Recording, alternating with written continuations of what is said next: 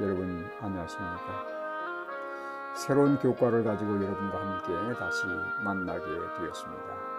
이번 3기 동안에는 저희가 출애굽기를 공부하게 됩니다.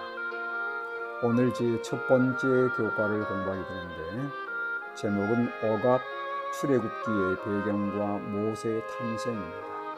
교과 핵심 및 요약을 살펴보도록 하겠습니다. 먼저 기억절입니다. 출애굽기 2장 23절로 25절의 말씀입니다.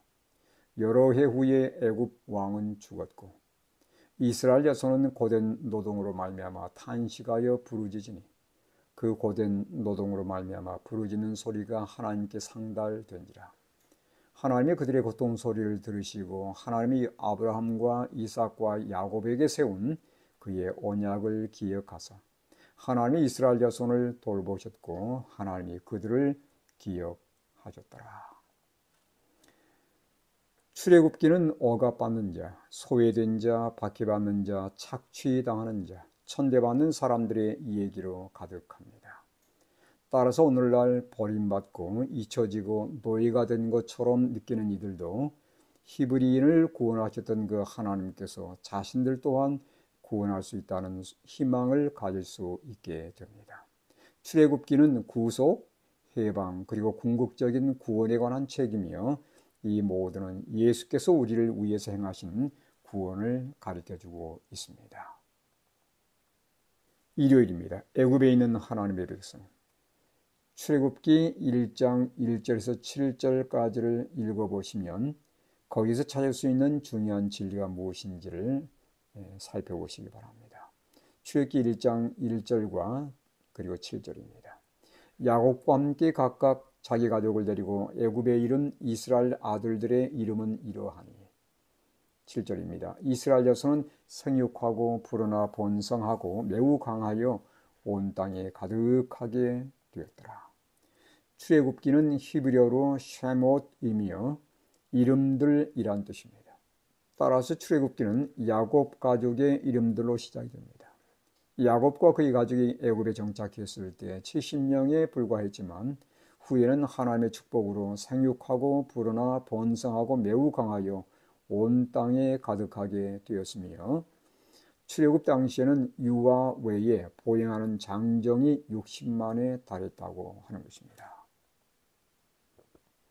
출애굽 당시 이스라엘 백성들의 상황은 어떠했습니까?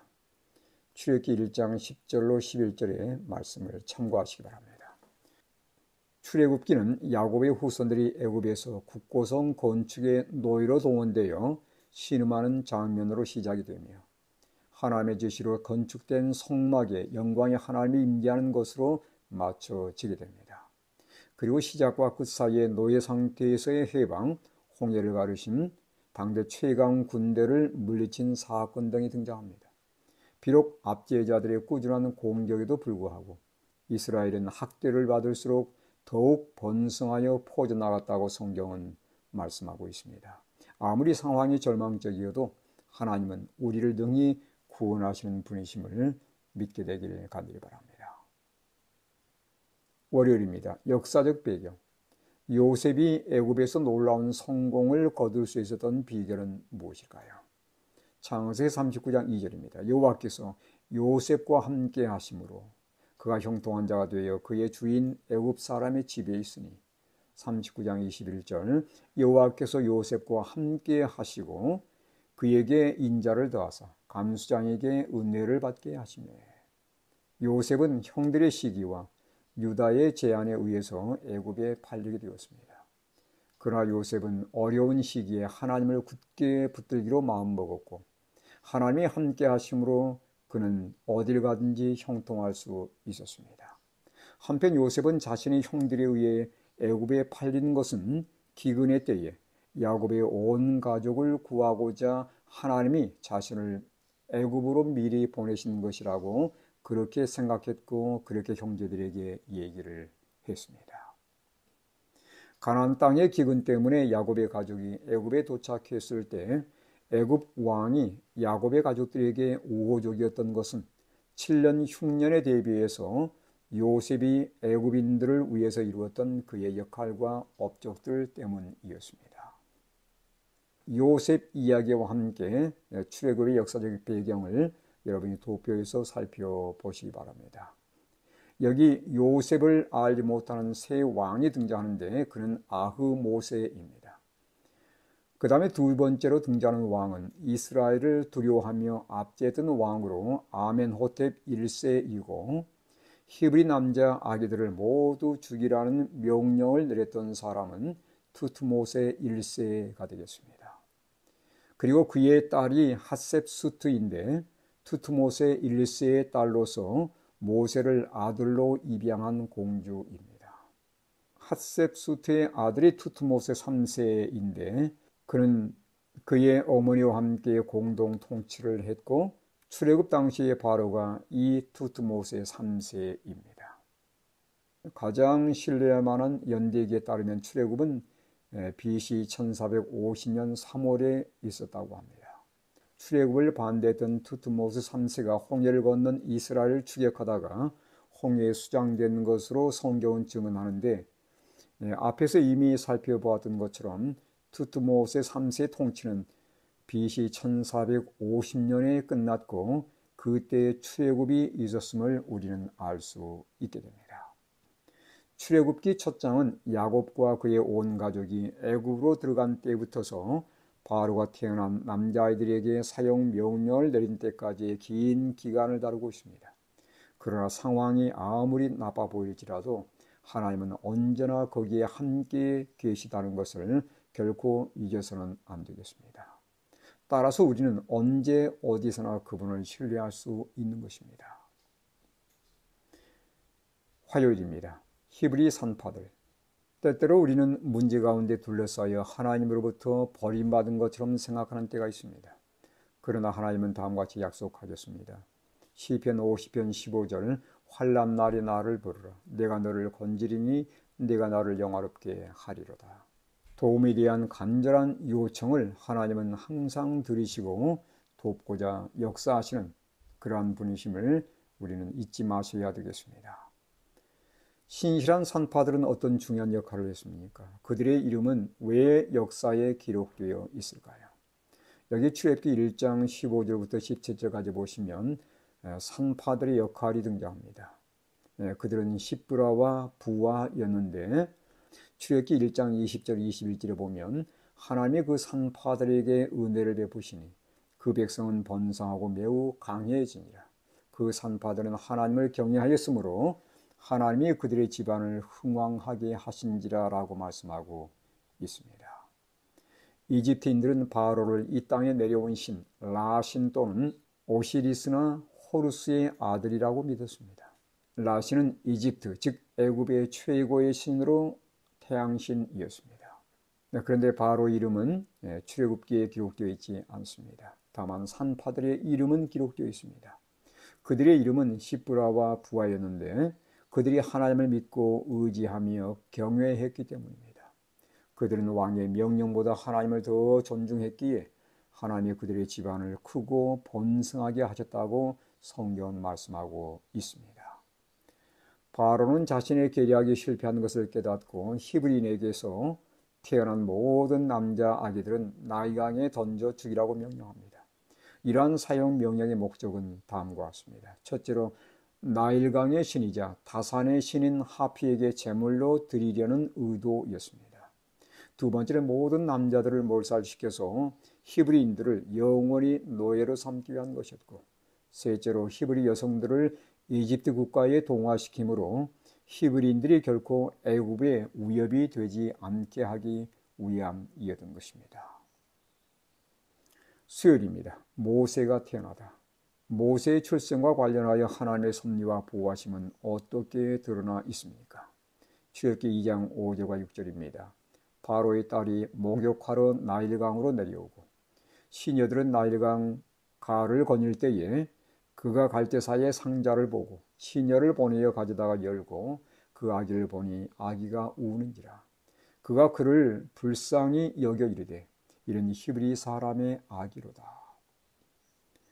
모세는 애굽의 제18왕조 시대에 살았는데 그 중에 투투모세 3세는 이집트의 나폴레온이라고 불릴 만큼 애굽의 유명한 바로 중 하나였습니다. 모세가 태어난 때는 이미 사형 명령이 시행되던 때였지만 그런 특별한 아이로 태어났습니다. 특별한이란 말은 히브리어로 토브입니다. 이 말씀은 창조주간에 사용되는데 좋았더라 또는 심히 좋았다라는 이 말씀과 같은 표현으로서 천지 창조처럼 모세 탄생 또한 하나님의 섭리였음을 우리에게 암시해 주는 단어입니다. 모세가 태어나던 암울한 당시만 본다면 하나님이 아브라함에게 주신 언약, 즉 그의 후손이 애굽에서 나올 것이라는 언약을 누가 감히 믿을 수 있었을까요? 하나님은 우리의 불가능을 가능하게 하시는 전능하신 분이십니다. 하나님이 그 약속을 이루고자 모세를 특별한 아이로 보내신 것입니다. 모세란 이름은 애굽에서 유래한 것으로서 누구의 아들 또는 누구에게서 태어난 이란 뜻을 갖고 있습니다. 히브리어로 모세란 이름의 뜻은 건져내어진 이란 뜻입니다. 그는 나일강에서 건져내어진 자였습니다. 그는 하나님의 특별한 섭리로 때를 맞춰 강가에 나온 바로의 공주, 즉 핫셉수트입니다. 그에게서 발견되어 입양이 되었고 초기 12년간은 유모였던 친어머니에게서 양육을 받게 되었습니다. 이후 모세는 애굽의 바로가 되고자 최고의 교육을 받게 되었습니다. 교육의 중요성에 대해서 다음 말씀을 여러분 참고하시기 바랍니다. 부자선지자 244쪽의 말씀인데 어머니는 할 수 있는 데까지 오래도록 소년을 데리고 있었으나 그가 12살이 되었을 때에 부득불 보내지 않으면 안 되었다. 그 아이는 보잘것없는 오두막집에서 왕궁 곧 바로의 딸에게로 옮겨가서 그의 아들이 되었다. 그러나 여기에서도 그는 유년 시절에 받은 인상을 잃지 않았다. 그의 어머니 곁에서 배운 교훈들은 잊힐 수 없었다. 그 교훈은 교만과 궁전의 호화로움 가운데서 창고라는 악습에 대한 방패가 되었다. 유년 시절의 교육이 얼마나 중요한지를 다시 한번 우리에게 말씀해 주는 내용입니다. 목요일 변경된 계획. 모세의 삶을 바꾼 사건은 무엇이었으며 여기에서 얻을 교훈은 무엇입니까? 출애굽기 2장 11절과 12절의 말씀입니다. 모세가 장사한 후에 한 번은 자기 형제들에게 나가서 그들이 고되게 노동하는 것을 보더니 어떤 애굽 사람이 한 히브리 사람 곧 자기 형제를 치는 것을 본지라. 좌우를 살피어 사람이 없음을 보고 그 애굽 사람을 쳐 죽여 모래 속에 감추니라. 어느 날 모세는 궁전 밖에서 한 애굽 사람이 이스라엘 사람을 학대하는 것을 보고서 달려들어 그 애굽 사람을 쳐서 죽였습니다. 그리고 그 이스라엘 사람 외에는 아무 목격자가 없었기에 애굽인 시체를 모래에 묻어버렸습니다. 여기에서 모세는 조상들이 누누이 범했던 과오, 즉 하나님이 하시겠다고 약속하신 일을 자신의 손으로 처리하고자 했던 것을 발견하게 됩니다. 그는 스스로 민족의 해방자가 되고자 자신의 기량과 능력과 힘을 연마해 왔고 또한 그것들을 의지했습니다. 그런데 결국 애굽인을 살해한 사건이 드러나게 되었고 그는 살길을 찾아 미디안으로 도망하게 되었습니다. 그가 자신의 능력을 의지할 때는 한 사람을 살해하는 살해자에 불과했지만 하나님의 능력을 의지할 때는 민족 전체를 구원하는 해방자가 된 것입니다. 이 사건으로 자신이 품었던 모든 꿈은 깨어졌고 그의 모든 계획은 틀어져 버렸습니다. 모세는 120년을 살았습니다. 그의 생애는 40년씩 세 시기로 구분될 수 있는데 처음 40년은 애굽, 특히 궁중에서 생활했고 그 다음 40년은 미디안 땅의 이드로의 집에서 그리고 마지막 40년은 하나님의 백성들과 함께 고난을 나누는 삶이었습니다. 그는 미디안에서 욥기서와 창세기를 기록했고 마지막 40년간 출애굽한 후에 하나님의 백성들과 광야에서 함께 지내면서 출애굽기, 레위기, 민수기, 신명기를 기록하게 되었습니다. 이번 주 교과의 결론입니다. 출애굽기는 억압을 당하고 소외받은 백성들을 위한 희망의 책입니다. 애굽에 내려간 야곱의 가족들은 번성했지만 상황은 급변하여 애굽의 압제를 받게 됩니다. 투트모스 1세는 히브리 남자아이가 태어나면 나일강에 버려 죽이라는 칙령을 내렸습니다. 그때 하나님의 특별한 아이 모세가 태어났고 그가 나일강에 버려졌을 때 하나님은 바로의 공주 핫세스투를 준비시켜서 그를 강에서 건져내어 양자로 삼았습니다. 모세란 이름의 뜻은 건져내어진 이란 의미입니다. 모세는 처음 40년을 애굽 특히 궁정에서 살았는데 첫 12년은 친어머니에게서 양육을 받았기에 하나님을 믿는 신앙 안에서 참된 교육을 받을 수 있었습니다. 이 교육은 그가 애굽 궁정에서 지낸 동안에도 우상 숭배의 가마에 물들지 않게 해주었습니다. 한편 모세는 자신의 힘과 노력으로 자신의 민족을 애굽에서 해방시킬 계획을 품고 있었는데 애굽인을 죽인 사건이 발각되므로 그는 미디안 땅으로 피신하게 됩니다. 구원은 하나님의 일이었지 모세의 일이 아니었습니다. 그는 다만 도구로 사용될 뿐이었습니다. 이번 주에 이러한 교과 내용을 통해서 은혜를 받으시고 하나님을 전적으로 의지하고 주님의 도우심을 힘입는 우리 모든 성도들 되시길 간절히 바라면서 교과를 마치겠습니다.